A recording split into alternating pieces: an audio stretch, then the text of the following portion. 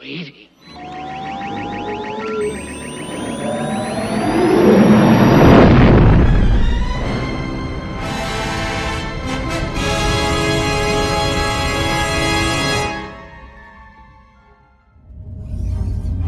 A long time ago, in a galaxy far, far away,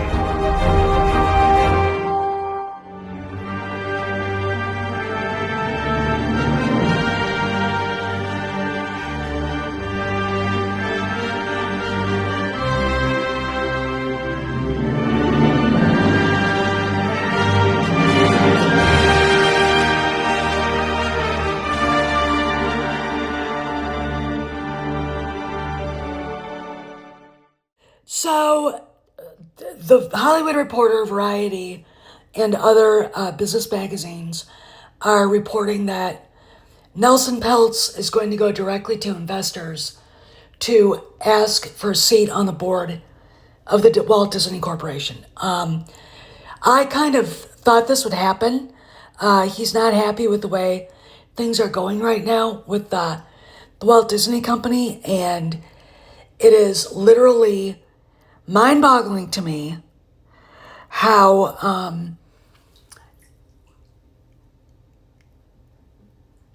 basically unaware a lot of YouTube channels are to this. This is far more important than screaming about Marvel. This is the future of Marvel. This is the future of Lucasfilm right here. Nelson Peltz moving forward with a proxy fight against Disney. And he's not going to stop until he gets a board seat. Now, they did offer them a week ago, Treon Partners, a chance to talk to the board.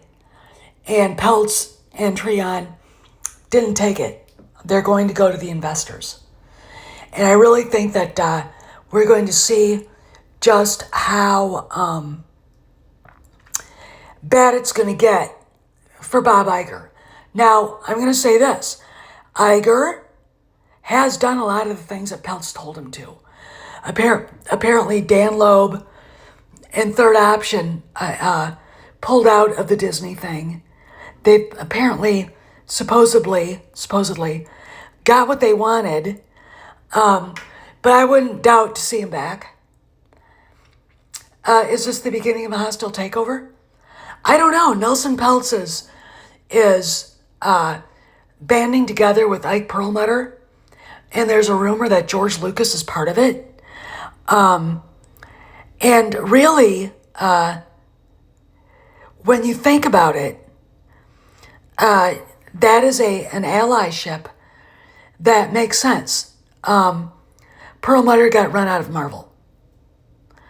Lucas, of course, got screwed over by Kathleen Kennedy. And because, Bob Iger, as much as I respect his survivor skills and his ability to admit he fucked up, he didn't do what he should have done in 2018. Kathy, we're going to renegotiate your contract. He shouldn't have just renewed it, which is what they did. The same contract she signed back in, 2015. He should have said, we're going to renegotiate. Because he basically gave up his power to an underling, his power of firing her when she screwed up.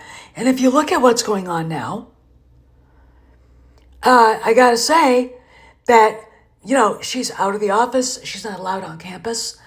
And she's got no power at Lucasfilm.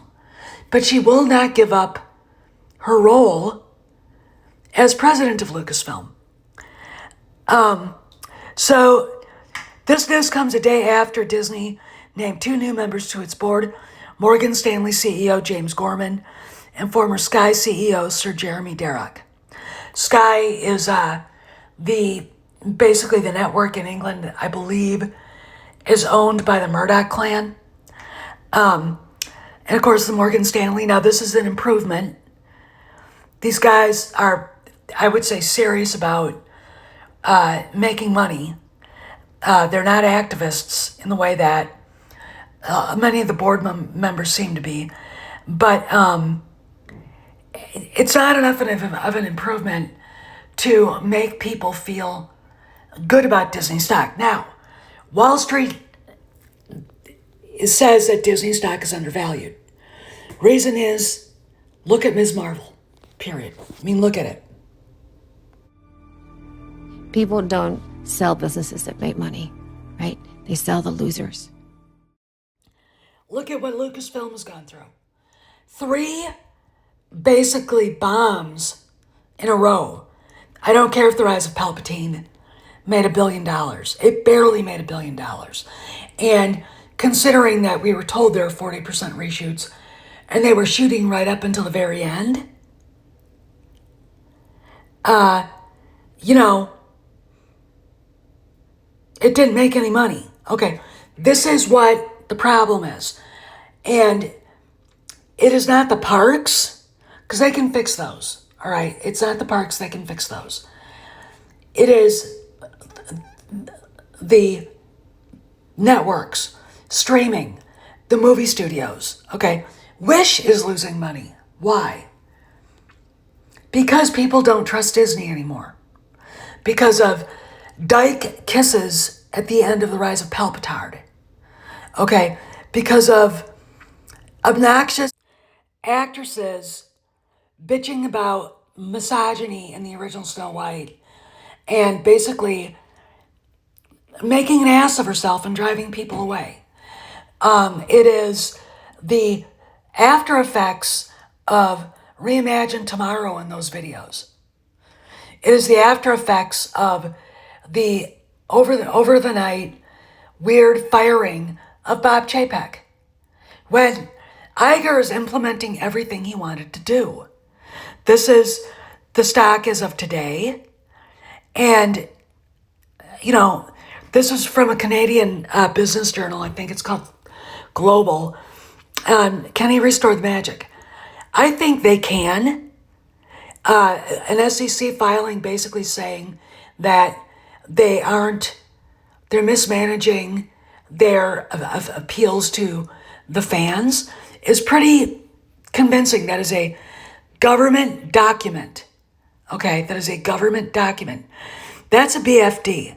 Now, here we go. The erstwhile media networks, which accounted for 63% of its fiscal year in 2013 operating income, has fallen drastically. For instance, in fiscal year 2023, the combined entertainment and sports segment posted an operating income $3.9 billion, which is $2.7 billion lower than the media network did earlier. Segment posted in fiscal year 2013. That's a BFD. That's 10 years ago, okay? This is why Nelson Peltz wants to get on the board. Now, I'm sure that he saw Rachel Ziegler make disgusting comments. I'm sure he was shocked at J.J. Abrams allowing woke shit into The Rise of Palpatard. And he's looking at the failure after failure of the box office. And the way Iger couches it, there were, I'm going to paraphrase, there were years when every movie we put out was $1 billion. And that is it is a standard that is hard to touch. That's their standard. When you've got an Indiana Jones movie bogged down by misandry on part of Phoebe Waller-Bridge and Kathleen Kennedy, when you've got the former director of the movie humiliating Kennedy and her husband at the LA premiere in front of Iger and Alan Bergman, that's a big fucking deal, okay? These are the problems that Disney has. It is the woke crap that goes on and the fact that Iger, 10 years ago, ceded responsibility to these, they're not even characters. Kathleen Kennedy she's nothing more than glorified secretary.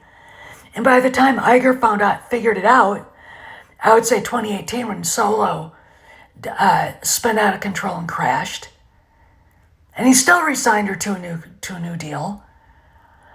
It was too late. He could have renegotiated the contract so he could have the power to hire and fire anybody he wanted and the power over her job. And he did not.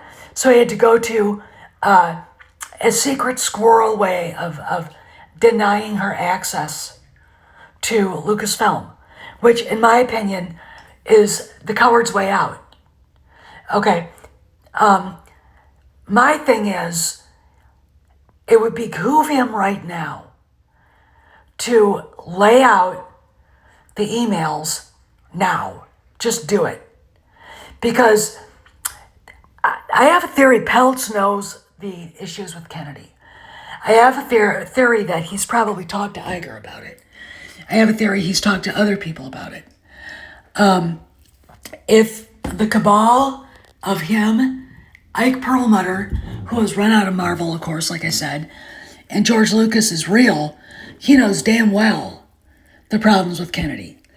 And if Iger goes for the jugular and drops those emails, within the next couple of weeks, I think Iger would probably stand a better chance.